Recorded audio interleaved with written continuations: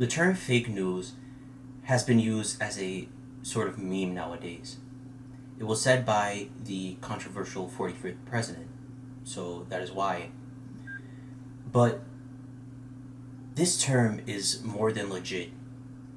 It's a term that even the founding fathers would have realized is a problem nowadays. And that's what I think as well.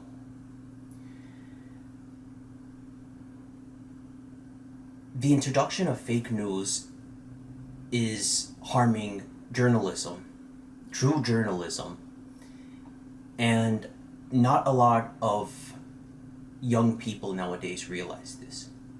So I want you to know the importance of credibility in news and to find ways of combating this. A lot of mainstream news has a lot of bias. If we look at the spectrum of politics, where you go all the way right and then all the way left, journalism and media works this way. And you could find that a lot of mainstream media is either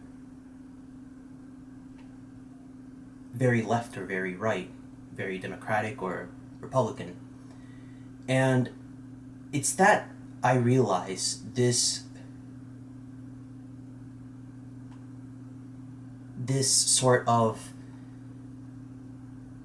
two-way politics that is damaging media and journalism.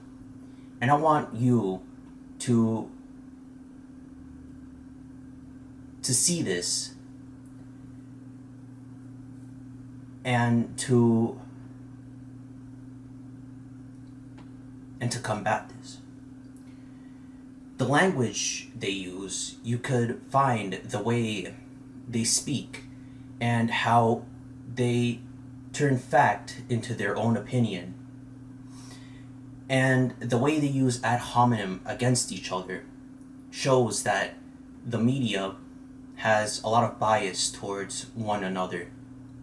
Now, of course, there are a lot of media sources that are sort of centralized and not really biased towards one side or another. This is very important to realize because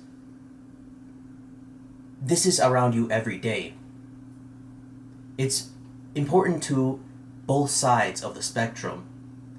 And even if you have a different opinion towards one another,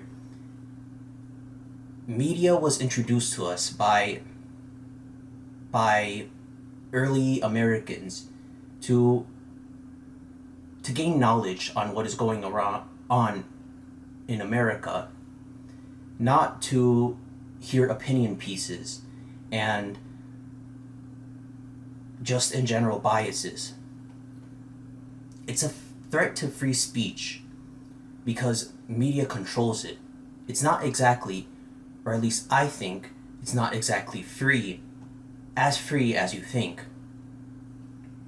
And this mainstream media is very popular, so in a way it controls us. It controls how we think in our everyday. You might think that stopping journalism and media from speaking their opinions and their hearts is, in a way, censorship. But it's also your right as well. You have a right to free speech against these corporate media and very popular media. So you shouldn't make this illegal in a way. You shouldn't try to make this illegal. There are very good ways in practicing your free speech in order to combat this. Like, for example, just avoiding these types of media or maybe even boycotting them. in a way, boycotting them is, you know.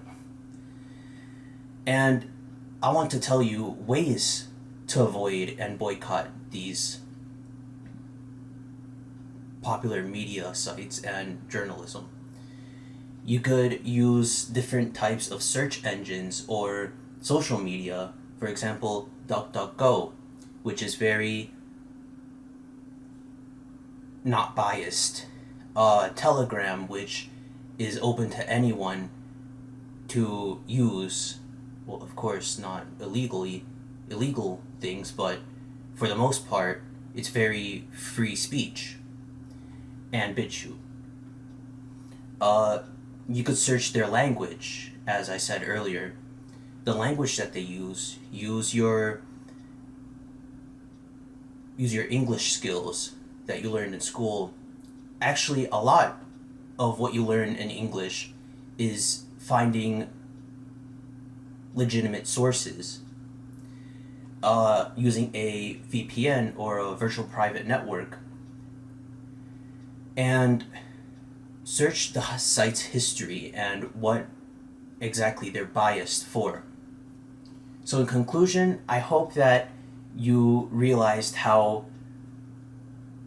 a lot of modern media can be very biased, and to